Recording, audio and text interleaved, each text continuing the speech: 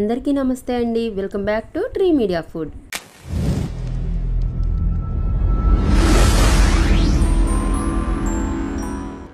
ఎలా ఉన్నారు అందరూ? ఈరోజు నేను ఆలూ బోండాలు చూపించబోతున్నానండి.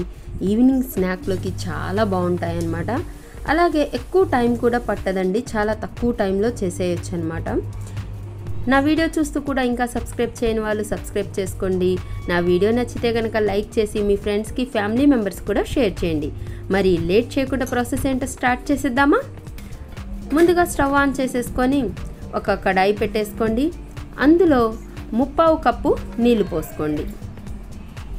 దీంట్లో రుచికి సరిపడినంత సాల్ట్, 1 టీ స్పూన్ ఆయిల్ వేసేసి ఆ నీళ్లు మరిగే వరకు వెయిట్ చేయండి.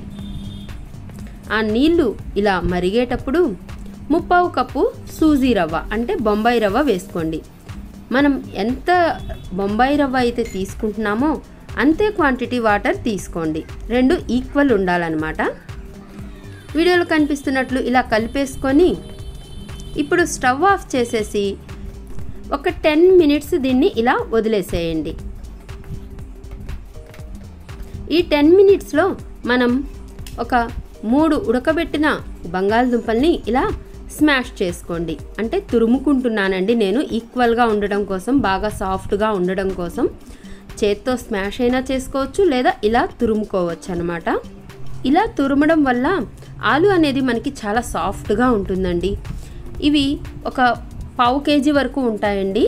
ఉప్పేసేసి ఉడకబెట్టేసి పీల్ తీసి ఇలా తీసుకున్నాను. ఒకవేళ పెద్ద బంగాళదుంపలైతే కట్ చేసి బాయిల్ చేసుకోండి. బంగాళదుంపని స్మాష్ చేయడం అయిపోయిందండి. ఇప్పుడు ఒక 2 పచ్చిమిరపకాయలని బాగా సన్నగా కట్ చేసుకోండి. మీకు కొంచెం స్పైస్గా కావాలనుకుంటే ఎక్కువ వేసుకోండి, కొంచెం చిన్నపిల్లలు ఉన్నారు అనుకుంటే తక్కువ వేసుకోండి. నేనైతే 2 పచ్చిమిరపకాయలు వేసేసానమాట. తర్వాత కొంచెం కొత్తిమీరని ఇలా సన్నగా తరిగి పెట్టుకోండి. 1 కప్పు కొత్తిమీర వచ్చేలాగా సన్నగా తరిగి పెట్టుకోండి. దీంట్లోనే వేసేసుకోండి. ఇప్పుడు ఈ బొంబాయి రవ్వ ఉంది కదా, దీన్ని చూడండి, ఇది చల్లారిందనమాట. ఇప్పుడు మనం తురిమి పెట్టుకున్న బంగాళదుంపని, ఆ పచ్చిమిరపకాయలని, కొత్తిమీరని దీంట్లో వేసేసి రుచికి సరిపడినంత ఉప్పు వేసుకోండి. ఆల్రెడీ మనం ఉప్పు వేసామండి బొంబాయి రవ్వలో, సో చూసి వేసుకోండి. తర్వాత 1/2 టేబుల్ స్పూన్ పసుపు, 1/2 table spoon chilli flakes. Chilli flakes కనుక లేకుంటే కారమైనా వేసుకోవచ్చండి. ఆ తర్వాత 1 టీ స్పూన్ ధనియాల పౌడర్, 1 చిటికెడు మిరియాల పౌడర్ కూడా వేసేసి దీన్ని బాగా మిక్స్ చేసుకోండి. మిరియాల పౌడర్ అనేది ఎక్కువ వేసుకోకండి, కొంచెం స్పైస్గా ఉండటం కోసం వేస్తున్నానమాట. వీటన్నిటిని బాగా ప్రెస్ చేస్తూ వీడియోలో కనిపిస్తున్నట్లు ఇలా కలుపుకోండి. ఆ రవ్వ అనేది సాఫ్ట్గా అవ్వాలండి, అంతసేపు మనం కలుపుకోవాలన్నమాట. ఇలా కలుపుకున్న తర్వాత ఒక 2 మినిట్స్ కలుపుకున్న తర్వాత ఇందులో 1 టేబుల్ స్పూన్ కార్న్ఫ్లోర్ యాడ్ చేసుకోండి.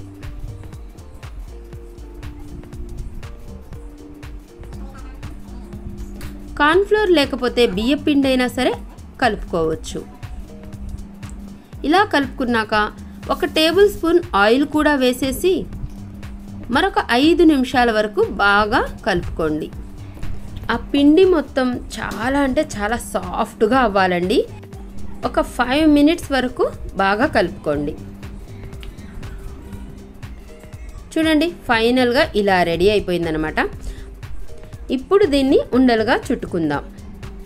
చిన్న చిన్న బాల్స్గా చేసుకోండి. నేనైతే దాంట్లో సగం పిండిని తీసి ఫ్రిడ్జ్లో పెట్టేశానండి.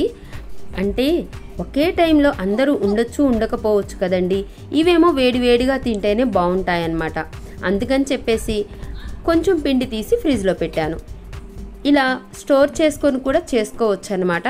ఇదిగోండి, ఫైనల్గా ఇలా కొన్ని బాల్స్ అయితే రెడీ చేసి పెట్టుకున్నాను. ఇప్పుడు స్టవ్ ఆన్ చేసేసి డీప్ ఫ్రైకి సరిపడినంత ఆయిల్ పోసేసుకొని ఆయిల్ హీట్ అయ్యాక ఈ బాల్స్ని ఆయిల్లో వదలండి. మీడియం ఫ్లేమ్లో వీటిని ఫ్రై చేసేసుకోండి. ఇవి వేయగానే వెంటనే గరిటె పెట్టేయకుండా ఒక 2 మినిట్స్ ఆగేది అప్పుడు కదపండి. మీకు ఇష్టం ఉంటే వీటిలోనే చీజ్ కూడా గ్రేట్ చేసి వేసుకోవచ్చండి, సన్నగా తురుముకొని వేసుకోవచ్చు అన్నమాట.